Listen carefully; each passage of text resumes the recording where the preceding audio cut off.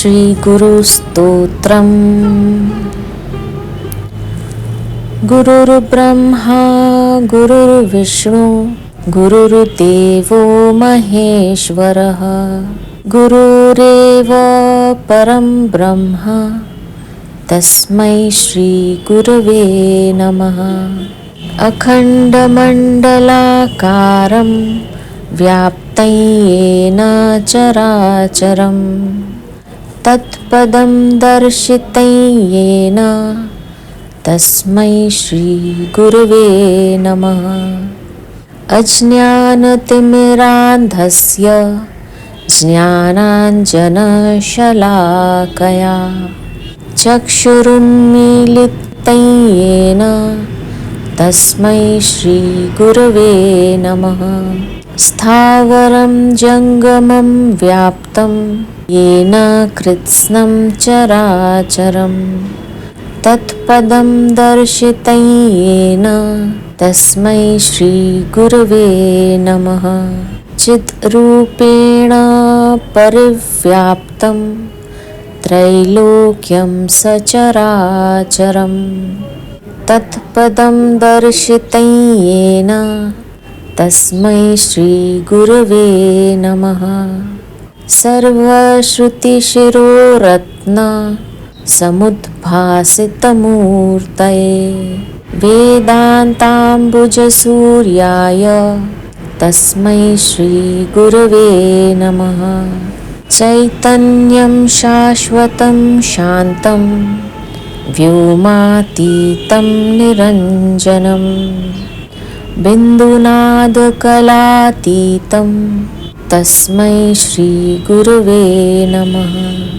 ज्ञानशक्तिसमारूढ तत्त्वमाला विभूषितः भुक्तिमुक्तिप्रदाता च तस्मै श्री गुरवे नमः। अनेकजन्मसम्प्राप्त कर्मबन्धविदाहिने आत्मज्ञानाग्निदानेन तस्मै श्री गुरवे नमः। शोषणं भावसिन्धोश्च प्रापणं सारसम्पदः यस्य पादोदकं सम्यक् तस्मै श्री गुरवे नमः। न गुरोरधिकं तत्त्वं न गुरोरधिकं तपः तत्त्वज्ञानात् परं नास्ति तस्मै श्री गुरवे नमः। मन्नाथ श्रीजगन्नाथो मद्गुरु श्रीजगद्गुरुः मदात्मा सर्वभूतात्मा तस्मै श्री गुरवे नमः।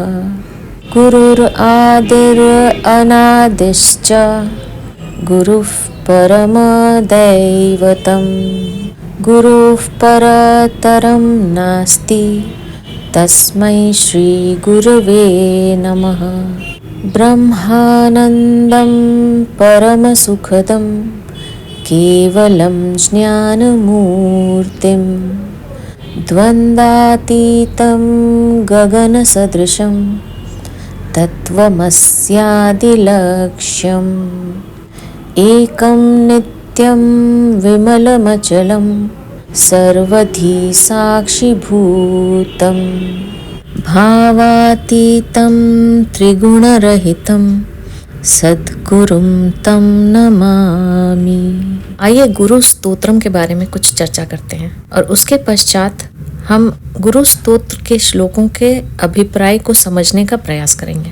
दक्षिणामूर्ति एक गुरु यानी शिक्षक के रूप में भगवान शिव का एक पहलू है।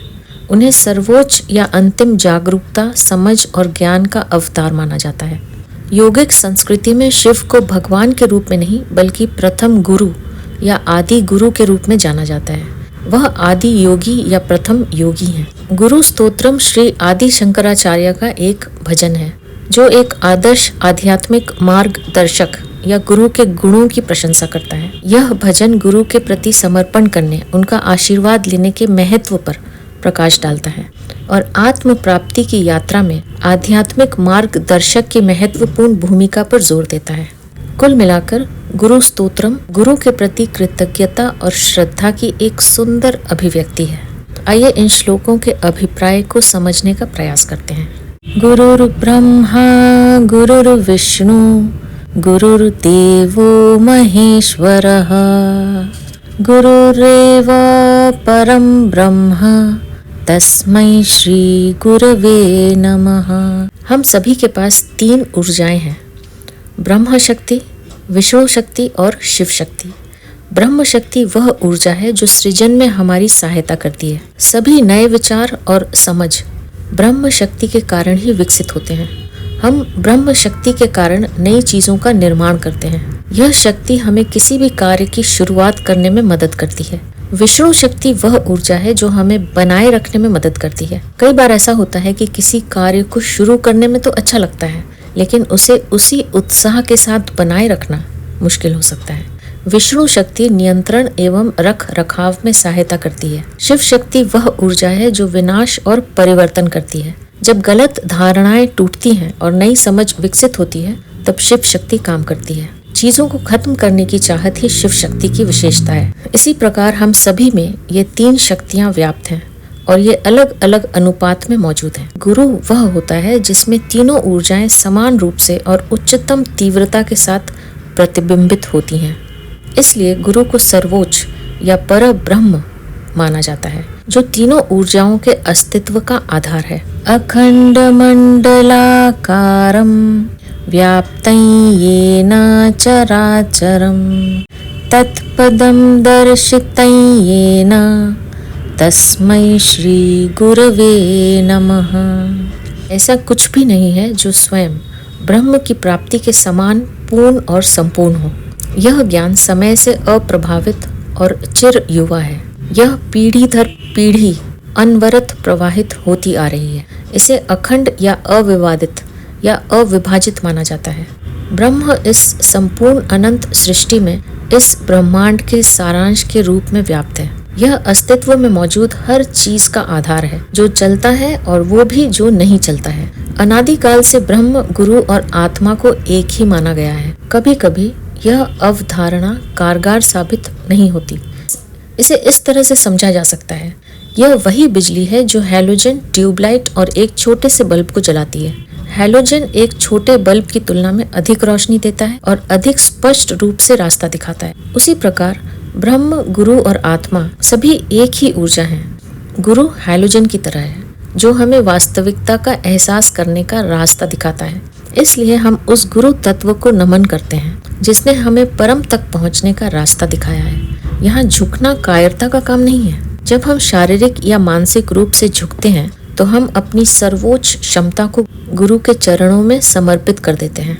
सर्वोच्च शक्ति हमारी बुद्धि और मन है। छोटे मन को बड़े मन के सामने समर्पित कर देना ही बुद्धिमत्ता का लक्षण है। इसलिए हम उस गुरु को नमन करते हैं, जिन्होंने हमें आत्मा की विशालता दिखाई है।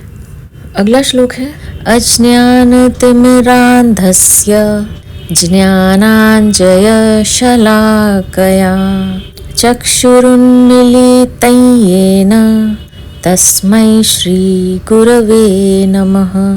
यानी यद्यपि हमें स्वयं का ज्ञान है, मगर यह अज्ञान ही है जो हमारी आंखों को ज्ञान को ग्रहण करने से रोकता है।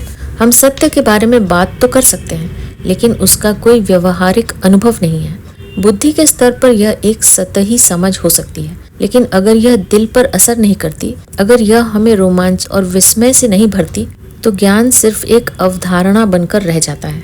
इसलिए हम गुरु को नमन करते हैं, जिन्होंने हमारी ज्ञान की आंखें खोली और हमारे अज्ञानता के अंधेपन को दूर किया। हम कौन है की अज्ञानता, दूसरे क्या है इसकी अज्ञानता, इन सब को दूर कर दिया। कैसे दूर किया? आत्मज्ञान के काजल को हमारी आंखों में लगा दिया। अगला श्लोक स्थावरं जंगमं व्याप्तं येन कृत्स्नं चराचरं तत्पदं दर्शितं येन तस्मै श्री गुरवे नमः। यानी यह गुरु तत्व ब्रह्मांड के कण कण में विद्यमान है। यह न केवल जीवित प्राणियों में बल्कि निर्जीव प्राणियों में भी मौजूद है। यह कहना मूर्खता है कि जो वस्तुएं गतिहीन और निर्जीव प्रतीत होती हैं उनमें जीवन नहीं होता। वस्तुतः यह संपूर्ण ब्रह्मांड एक ही सजीव सत्ता है। जिस प्रकार चेतना हमारे पूरे शरीर में व्याप्त है, उसी प्रकार चेतना इस संपूर्ण ब्रह्मांड में व्याप्त है। यह ब्रह्मांड एक संपूर्ण जीवित जीव है। एक पत्थर, एक प्याला, एक कंघी आदि निर्जीव और गतिहीन लग सकते हैं, लेकिन उनमें बस कम जीवन इकाइयां हैं जो उन्हें पेड़ों, जानवरों, पक्षियों और मनुष्यों की तुलना में निर्जीव बनाती हैं। निस्संदेह इनमें से मनुष्य के पास सबसे अधिक जीवन इकाइयां हैं। इसलिए हम उस गुरु तत्व को नमन करते हैं जिसने हमें सृष्टि के इस सत्य का एहसास कराया है। चिद रूपेण परिव्याप्तं त्रैलोक्यं सचराचरं तत्पदं दर्शितं येन तस्मै श्री गुरवे नमः। जिनमें शब्द बड़ा रोचक शब्द है। सूर्य अपने आप चमकता है। इसके अस्तित्व को चिन्हित करने के लिए किसी बाहरी स्रोत की आवश्यकता नहीं है। इसी प्रकार अग्नि स्वयं ही चमकती है। सूर्य ही प्रकाश का कारण है और जो कुछ हम अपनी आंखों से देख सकते हैं उसका स्वरूप भी सूर्य ही है। अन्य वस्तुएं केवल सूर्य के प्रकाश को प्रतिबिंबित करती हैं और इसलिए हम उन्हें देख सकते हैं। इसी प्रकार शुद्ध चेतना स्वयं दीप्तिमान है, स्वयं ही चमकती है और इस चेतना के कारण ही पूरा शरीर कार्य करता है। मन, बुद्धि, शरीर चेतना के कारण ही कार्य कर रहे हैं। वे बस चेतना को प्रतिबिंबित करते हैं। जिस क्षण चेतना हमसे बाहर निकलती है, इनमें से कोई भी शारीरिक क्षमता काम नहीं कर सकती। हमारा मन और बुद्धि स्वयं को यह सोचकर चेतना पर आरोपित कर लेते हैं कि यह मन या बुद्धि ही है जो चीजों को संचालित करती है, लेकिन वह कौन सा पदार्थ है जो मन, बुद्धि और शरीर को ऊर्जा प्रदान करता है? वह पदार्थ यह आत्मा या चेतना है। यह चेतना प्रत्येक चर और अचर वस्तु सहित तीनों लोकों में फैली हुई है। हम उस गुरु तत्व को नमन करते हैं जिसने इस स्वयं दीप्तिमान चेतना को हमारे सामने प्रकट किया है। अगला श्लोक। सर्वश्रुति शिरो रत्न समुद्भासित मूर्तये वेदांतांबुज सूर्याय तस्मै श्री गुरवे नमः। जिस प्रकार सूर्य इस ग्रह पर जीवन के अस्तित्व के लिए जिम्मेदार है, उसी प्रकार गुरु तत्व भी वेदांत के इस ज्ञान के विकास के लिए जिम्मेदार है। गुरु तत्व ही समस्त ज्ञान का मूल है। वेदों सहित सभी श्रुतियां और सभी शास्त्रों के सर्वश्रेष्ठ रत्न गुरु के चरण कमलों की शरण लेते हैं। गुरु श्रोत्रिय और ब्रह्मनिष्ठ दोनों हैं। उनमें सभी शास्त्रों का संपूर्ण ज्ञान है और वे ज्ञान के कुशल वक्ता हैं। न केवल उसकी समझ में ज्ञान है, बल्कि वह बात पर अमल भी करता है। वह ज्ञान को जीता है और उसके साथ एक हो गया है। हम उस गुरु तत्व को नमन करते हैं। अगला श्लोक। चैतन्यं शाश्वतं शांतं व्योमातीतं निरंजनं बिंदुनाद कलातीतं तस्मै श्री गुरवे नमः। यह अब एक ज्ञात तथ्य है कि सृष्टि में हर चीज चेतना या चैतन्य से व्याप्त है। यह चेतना शाश्वत है और इस संसार की किसी भी चीज से अप्रभावित है। यदि ब्रह्मांड में कुछ भी स्थायी है तो वह सब कुछ में निहित यह चेतना ही है। इस चेतना का स्वभाव ही शांति है और यह समय और स्थान से परे है। किसी भी चीज से निष्कलंक रहती है। यहाँ तक कि मृत्यु या लौकिक प्रलय भी इसके अस्तित्व को नहीं रोक सकता। इसलिए इसे निरंजन कहा गया है। चेतना शून्य की अवधारणा से परे है। शून्य शून्यता का प्रतीक है। शून्यता को समझने के लिए व्यक्ति को यह भी जानना होगा कि पूर्णता क्या है। लेकिन चेतना या गुरु तत्व इस शून्यता से परे है। यह ध्वनि और समय से भी परे है। हम उस गुरु तत्व को नमन करते हैं जो अंतर्निहित पदार्थ है, इस सृष्टि में हर चीज का आधार है। अगला श्लोक। ज्ञान शक्ति समारूढ़ तत्वमाला विभूषितः भुक्ति मुक्ति प्रदाता च तस्मै श्री गुरवे नमः।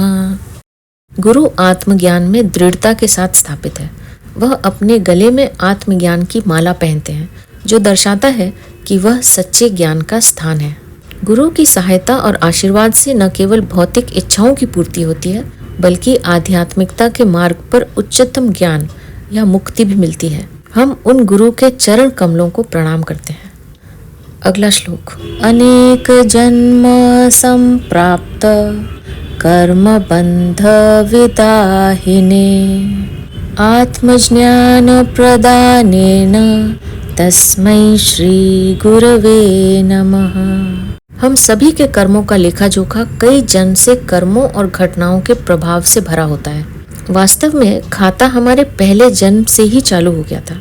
जब कोई गुरु हमारे जीवन में आता है तो कई जन्मों के सारे प्रभाव एक ही बार में धुल जाते हैं। वे सभी कर्म जिन्होंने हमारे जीवन में इतना बंधन पैदा किया, वे सभी गुरु के आशीर्वाद से नष्ट हो सकते हैं। जब हमारे अंदर गुरु तत्व जागृत होता है, जब आत्मज्ञान प्रस्फुटित होता है, तो संचित संस्कार पहले से कहीं अधिक तेजी से नष्ट होने लगते हैं। हम उस गुरु को नमन करते हैं जिन्होंने हमारे पिछले कर्मों को जलाने में हमारी मदद की है। अगला श्लोक। शोषणं भव सिन्धोश्च प्रापणं सारसम्पदः यस्य पादोदकं सम्यक् तस्मै श्री गुरवे नमः। आत्मज्ञान और गुरु तत्व के जागरण के साथ जिसे गुरु के चरण कमलों से चरणामृत पीने के रूप में दर्शाया गया है, मनुष्य खोज के सागर को सुखाने में सक्षम हो जाता है। जीवन में हम सभी कुछ न कुछ खोज रहे हैं और अधिकांश समय हम स्वतंत्रता चाहते हैं। हो सकता है कि सीधे तौर पर हम स्वतंत्रता की तलाश न करें, लेकिन हमारी सभी गतिविधियां और अंतर्निहित उद्देश्य स्वतंत्रता की तलाश करना है। खोजने का अर्थ है कि हम लक्ष्य तक नहीं पहुंचे हैं। गुरु न केवल हमें रास्ता दिखाते हैं, बल्कि मंजिल तक पहुंचने तक हमारा मार्गदर्शन भी करते हैं। गुरु दुख के बीज को हटाकर हमें मुक्ति के मार्ग पर ले जाते हैं। हम अपने अंदर के उस गुरु तत्व को नमन करते हैं। अगला श्लोक। न गुरोरधिकं तत्वं न गुरोरधिकं तपः तत्त्वज्ञानात् परं नास्ति तस्मै श्री गुरवे नमः। गुरु सृष्टि का सर्वोच्च सिद्धांत है। ऐसा कुछ भी नहीं है जो इससे परे हो। गुरु तत्व का पूर्ण रूप से खिलना व्यक्ति में सर्वोच्च क्षमता की प्राप्ति का प्रतीक है। गुरु के साथ रहना हमेशा आसान नहीं होता। इसके लिए अत्यधिक तप या तपस्या की आवश्यकता होती है। जब कोई गुरु के पास आता है, अहंकार तोड़ देते हैं। अहंकार स्वयं तक पहुंचने में एक बड़ी बाधा है। जब गुरु हमारे जीवन में आते हैं तो ये सभी बाधाएं टूट जाती हैं और इसके साथ आरामदायक क्षेत्रों से परे बहुत अधिक तप और खिंचाव की आवश्यकता होती है। हम उस गुरु को नमन करते हैं जिन्होंने हमें आत्मज्ञान सिखाया है, जो इस सृष्टि में मौजूद सर्वोच्च ज्ञान है। अगला श्लोक। मन्नाथ श्री जगन्नाथो मद्गुरु श्री जगत गुरुः मदात्मा सर्वभूतात्मा तस्मै श्री गुरवे नमः। चूंकि सब कुछ एक ही चेतना या ब्रह्म की अभिव्यक्ति है, इसलिए ब्रह्म या भगवान, गुरु और स्वयं के बीच कोई अंतर नहीं है। हम उस गुरु तत्व को नमन करते हैं जो संपूर्ण सृष्टि, देवताओं और सभी दिव्य प्राणियों के स्वामी हैं, जो संपूर्ण विश्व के गुरु हैं। चूंकि आत्मा और गुरु में कोई अंतर नहीं है, गुरु ही सबकी आत्मा है। अगला श्लोक।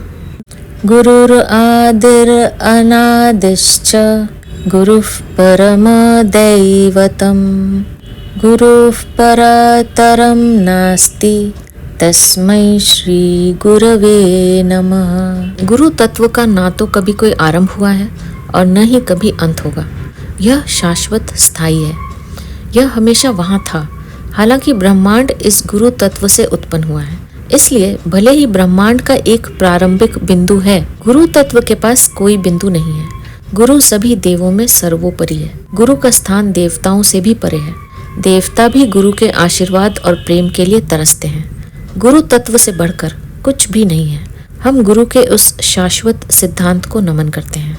ब्रह्मानंदम परम सुखदम केवलम ज्ञानमूर्तिम द्वन्द्वातीतं गगनसदृशं तत्त्वमस्यादिलक्ष्यम् एकं नित्यं विमलमचलं सर्वधी साक्षिभूतं भावातीतं त्रिगुणरहितं सद्गुरुं तं नमामि। हम उस गुरु को नमन करते हैं जो वास्तव में ब्रह्म का आनंद है, सर्वोच्च आनंद है, ज्ञान का अवतार है, जो सभी द्वंद्वों से परे है, जो आकाश के समान तत्वमसी जैसे महावाक्य द्वारा निर्देशित है, जो है शाश्वत और अचल, जो सभी घटनाओं का साक्षी है, जो अस्तित्व और 3 गुणों से परे है। तो ये था हमारा छोटा सा प्रयास गुरु स्तोत्रम के अभिप्राय को समझने का। यदि कोई त्रुटि हो गई हो तो हम क्षमा के प्रार्थी हैं। अब मैं आपसे आज्ञा लूँगी। आप अपना ध्यान रखिए, हमेशा खुश रहिए, मुस्कुराते रहिए। तस्मै श्री गुरुवे नमः।